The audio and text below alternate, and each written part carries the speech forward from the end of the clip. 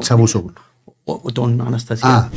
Είχε ανησυχήσει από αυτό το πράγμα. Αλλά παραδέχτηκε όμως ότι είχε συζητήσει και την ιδέα των δύο κρατών. Το πρόβλημα με τη Ποιο το επαραδέχτηκε? Και σε μένα. Ναι. Ως ιδέα, ας πούμε. Δεν είπε μας λεπτό. Ναι.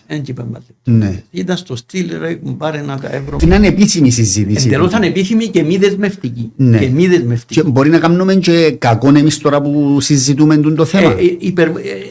Δεν είναι κακό το ότι, αφού είναι γνωστό το ότι έγιναν αυτές οι αναφορές, αλλά από την άλλη είναι κακό να θεωρεί οποιοσδήποτε ότι εμπήκε ποτέ στο τραπέζι επίσημα αυτή η ιδέα. Δεν εμπήκε ποτέ. Ναι, απλά το σημείο μου εμένα είναι το εξής. Όταν σε έτσι επίπεδο, Πρόεδρο της Δημοκρατίας, Υπουργού Εξωτερικών Τουρκίας, μπαίνει αυτό το θέμα και υποτύπω σκέψης ιδεοθύελλας, εν κάτι που μένει, δηλαδή, εν κάτι που μετά, εντάξει, δεν το έβαλα επίσημα, δεχτών, δεν το έβαλες επίσημα, όμως εμπήκε κάπου, συζητήθηκε. Βεβαίως, και αυτό ήταν το λάθος του Πρόεδρου της Δημοκρατίας, διότι ναι, δεν το έβαλε επίσημα, αλλά αντιλαμβάνεσαι και αυτό.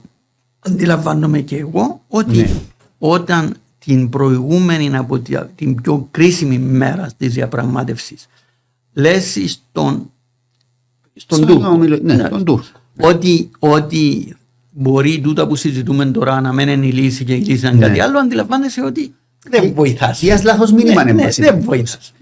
Από αυτήν την άποψη ήταν λάθος. Δεν ήταν ότι όμως ο πρόεδρος Αναστασιάδης το έβαλε στο τραπέζι. Αλλά ναι, οι εντυπώσεις είναι κακές.